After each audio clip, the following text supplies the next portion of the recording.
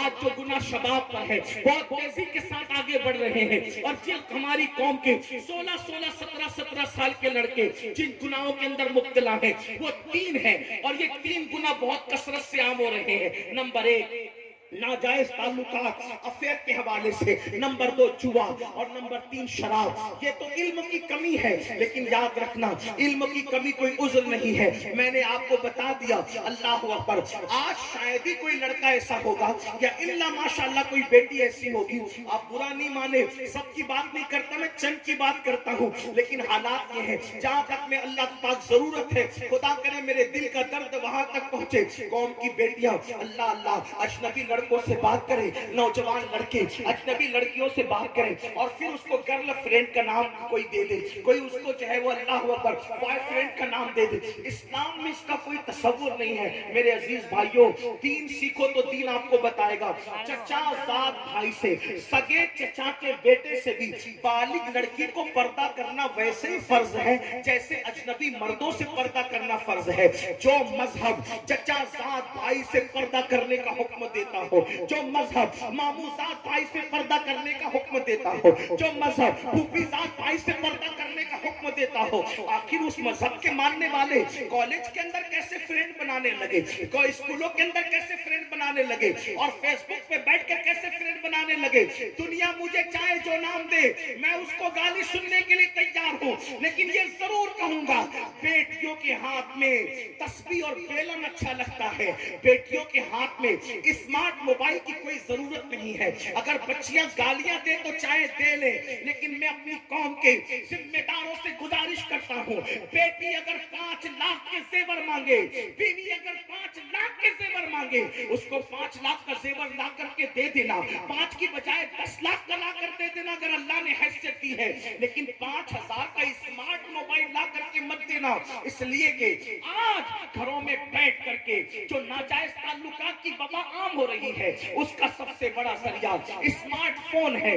بیٹیوں کو smart phone نہ دو، اگر بہت زیادہ ضرورت ہے تو صرف فون پر بات کرنے کے لیے کوئی ہلکا پھلکا سا ایسا ہو جس میں تصویریں نہ ہو، جس میں انٹرنیٹ نہ ہو، اس میں آبرو بچانے کا ذریعہ ہے، ورنہ یاد رکھو آج فیس بک نے وہ دن دکھائے کہ شریف گھروں کی بیٹیاں بھی دوسروں کے ساتھ بھاگتی ہوئی نظر آئی ہے۔ اللہ اکبر، کیا طوفان انٹرنیٹ کے جنگل نے برپا کیا ہے، اس کا اندازہ شاید دیہات میں بیٹھے ہوئے لوگوں کو نہیں ہو سکتا۔ میرے آقا صلی اللہ علیہ وسلم کے دیوانوں، یاد رکھو ہمارے یہاں بیٹی کی عزت کو بہت بلند مقام دیا گیا ہے۔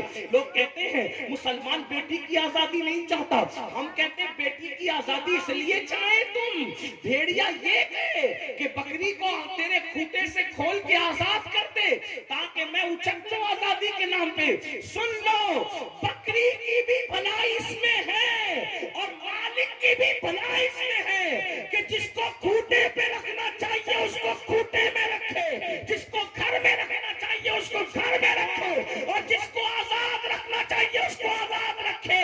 آزاد کتے پھرا کرتے ہیں، پالتو شریف بکریاں نہیں پھرا کرتی۔ تو اسلام کسی بھی بکری کو کسی بھیڑیے کے حوالے کرنے کا قائل نہیں ہے۔ اگر پاپ کے بھیڑیے عورتوں کو پاپ کی نظر سے دیکھنے والے، عورتوں کو آزادی کے نام پر ننگا کر کے اپنی ہوس نکالنا چاہتے ہیں تو ہم یہ کہنا چاہتے ہیں جو دانا دینا ہے دے دو، لیکن ہم اپنی بیٹیوں کو پردے میں رکھ کر بتائیں گے کہ بیٹیوں کو پردے میں رکھنا یہ ظلم نہیں ہے بلکہ بیٹی کی قیمتی ہونے کی علامت ہے۔ پردے میں رکھنے کا مطلب یہ نہیں، پردے میں رکھنے کا مطلب یہ نہیں کہ ظلم کر رہے ہیں۔ ہر پردے میں رکھی ہوئی چیز پہ ظلم نہیں ہوتا۔ دیکھو سبزیاں روڈ پہ بکتی ہے لیکن سونا روڈ پہ نہیں بکتا بلکہ بڑے اہتمام سے بکتا ہے۔ وجہ کیا ہے؟ سبزی سستی ہوتی ہے، سونا قیمتی ہوتا ہے، ہیرا اس سے بھی زیادہ قیمتی ہوتا ہے۔ تو سونار کی دکان پہ ہیرا نہیں ملتا بلکہ اس کے لیے اور اہتمام ہوتا ہے۔ تو یاد رکھو ہر قیمتی چیز چھپا کے رکھی جاتی جاتی ہے. مثال کے طور پہ میں اکثر اپنی بہنوں کو سمجھانے کے لیے کہتا ہوں، دیکھو ہمارے مذہب نے جس کو قیمتی سمجھا اس کو پردے میں رکھا، اور پردے میں دیکھ کے ہم سمجھ جاتے ہیں کہ یہ قیمتی ہے. مثال کے طور پہ دنیا میں کروڑوں قبریں موجود ہیں، بولو ہے کہ نہیں ہے؟ کروڑوں قبریں موجود ہیں، ایک تو نہیں. آپ کے جھارکھنڈ میں کروڑوں قبریں ہوگی، کروڑوں کی بات کر رہا ہوں، کروڑوں قبریں ہوگی، ڈھونڈو گے تو اللہ اکبر. لیکن دیکھ لو ساری قبریں ننگی پڑی ہوئی ہے، لیکن جب ہم کسی قبر پر گلاب پڑا ہوا دیکھتے ہیں اور اس کو چادر کے نیچے پردے میں دیکھتے ہیں، سمجھ جاتے ہیں کسی شرابی کی قبر نہیں ہوگی، کسی جواری کی نہیں ہوگی، کسی زانی کی نہیں ہوگی، بلکہ یہ قیمتی قبر ہے.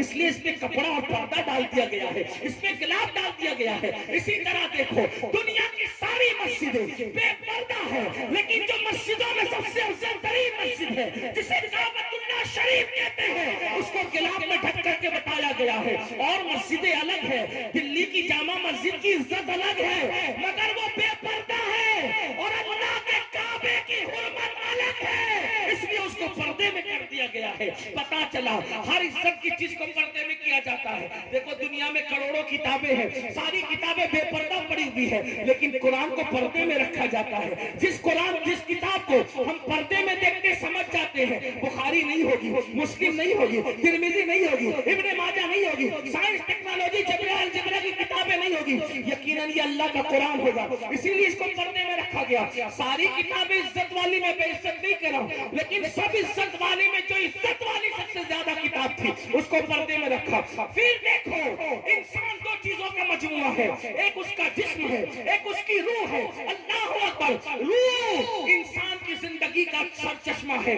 جب تک روح ہے تب تک انسان اسٹیج پر، جب تک روح ہے تب تک محفل میں، جب تک روح ہے تب تک پارلیمنٹ میں، جب تک روح ہے وہ وزیر ہے، جب تک روح ہے وہ امیر ہے، جب تک روح ہے وہ عزت والا ہے، جب تک روح ہے وہ عالم ہے، جب تک روح ہے وہ خطیب ہے، جب تک روح ہے وہ پیر ہے. لیکن روح نکل گئی تو لوگ یہ نہیں کہتے پیر صاحب کو اٹھاؤ، عالم صاحب کو اٹھاؤ، ایم ایل اے صاحب کو اٹھاؤ، ایم پی صاحب کو اٹھاؤ. نہیں، لوگ کیا کہتے ہیں؟ میت کو اٹھاؤ، میت کو نلاؤ. پتا چلا جب تک روح ہے ساری ڈگریاں اور القابات سلامت ہے. روح نکل گئی، میت کے سوا کوئی اور نام نہیں. تو پتا چلا روح کتنی قیمتی ہے. اور انسان دو چیزوں کا مرکب ہے، جسم اور روح کا. پتا چلا روح قیمتی چیز ہے، جسم کو ظاہر کیا اور روح کو اندر چھپا لیا، یعنی کہ پردے میں رکھا کیونکہ وہ زیادہ قیمتی تھی. اسی طرح مذہب بھی دو چیزوں کا مجموعہ ہے، ایک ہے عمل، ایک ہے عقیدہ.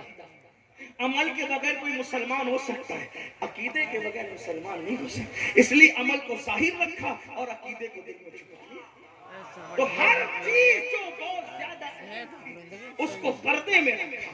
بلکہ اب کہہ لیں کہ مخلوق کو بے پردہ کیا، اور مخلوق بنانے والا خالق خود اپنی شان کے مطابق پردے میں.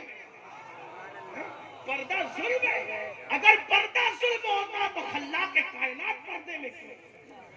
پردہ ظلم نہیں ہے، پردہ تو عزت والوں کی علامت ہے، پردہ تو وقار والوں کی علامت ہے.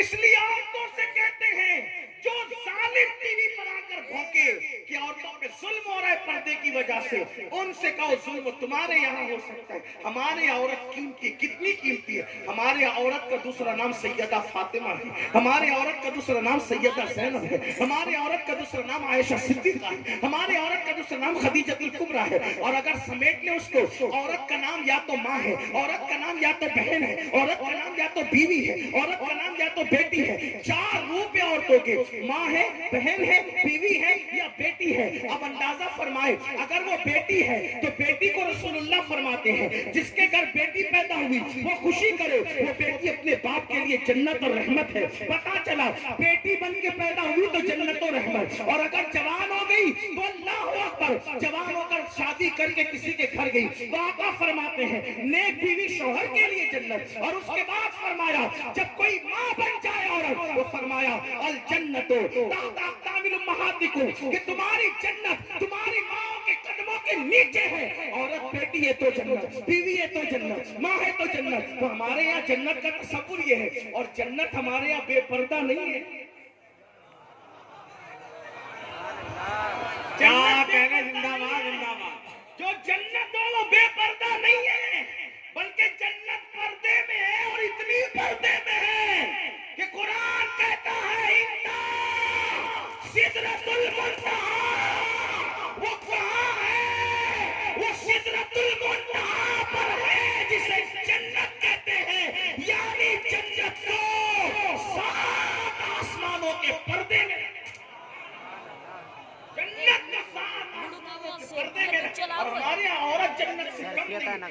या और कुछ भी हो सकता है। लोगों ने जुओं में हारा इसलिए उनको अहमियत हो या ना हो, लोगों ने गुम कर दिया उन्हें अहमियत हो या ना हो, लोगों ने उनका सौदा किया अहमियत हो या ना हो, हमारे यहाँ तो बड़ी अहमियत है। इसलिए तो पहली बात ये अर्ज कर रहा था कि आज नाजायज ताल्लुकात के हवाले से बहुत ज्यादा मामला बढ़ रहे हैं। नंबर 2 जुआ, जुए के मामला खास तौर पे आज इंटरनेट पर जो जुआ आम हो रहा है और उसको मैं समझता हूँ कि नाक की क्लिप सुनो, बहन की क्लिप सुनो, कोई क्लिप सुनो, उसपे जाली नमी का एडवर्टाइज जरूर आता है, उसके इश्तिहारबाजी बहुत कसरत से होती है। कोई कहता मैंने करोड़ जीता, कोई कहता मैंने 2 करोड़ जीता, कोई कहता मैंने इतना जीता, याद रखो जुआ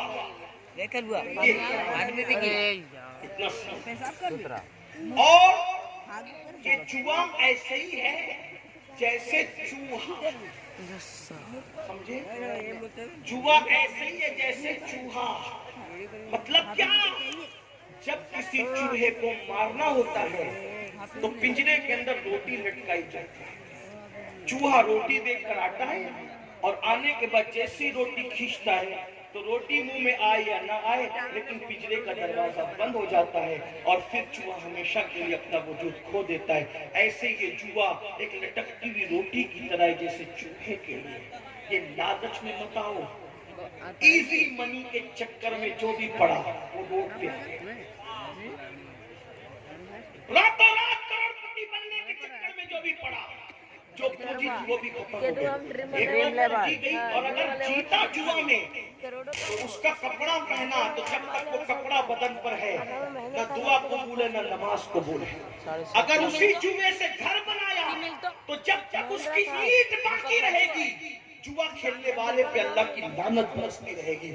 और सबसे बड़ा खसारा और नुकसान दिल के कानों से सुन लो, अगर सुन सकते हो तो मेरे आका कहता नबी सल्लल्लाहु अलैहि वसल्लम ने फरमाया कि जिसने दुनिया में जुआ खेला होगा जब वो कयामत के दिन उठेगा तो उसका हाथ सूअर के खून में रंगा हुआ होगा, उसका हाथ सूअर के खून में रंगा हुआ होगा। अल्लाह अकबर। कयामत के दिन आप सूअर के नाम से बहुत नफरत करते हैं लेकिन जुआ खेलने वालों, जुआ से दिलचस्पी रखने वालों, मेरे भाइयों ये मेरे नबी का फरमान है, अपने आका का फरमान है। और जरा सुनो उसका नुकसान क्या है। मेरे आका गैब का नबी सल्लल्लाहु अलैहि वसल्लम फरमाते हैं जिसने दुनिया में जुआ खेला होगा, बल्कि यहाँ तक इमाम गजाली ने लिखा कि जुआ के हालात अपने हाथ में लिए होंगे, वो हाल इस हालत में कयामत में उठेगा कि उसका हाथ सूअर के खून में रंगा होगा। अब सूअर के खून में रंगने का नुकसान क्या है? कयामत के दिन एक मंजर ये भी होगा कि मेरे आका अपनी उम्मतियों से मुसाफा करेंगे, मेरे सरकार अपनी उम्मत से मुसाफा करेंगे। यही तो बात है, आशिकाने रसूल के लिए महशर में भी एक महशर है, कयामत में भी एक कयामत है। अल्लाह अल्लाह। जब यहाँ हम जलसों में आते हैं तो उलमा से मुसाफा करने के शौकीन होते हैं और करना भी चाहिए। हो सके तो जिंदगी में या तो किसी नेक के पीछे नमाज पढ़ लो या किसी नेक से मुसाफा करो। क्या होता है जब नेक सजदे से सर उठाता है, हदीस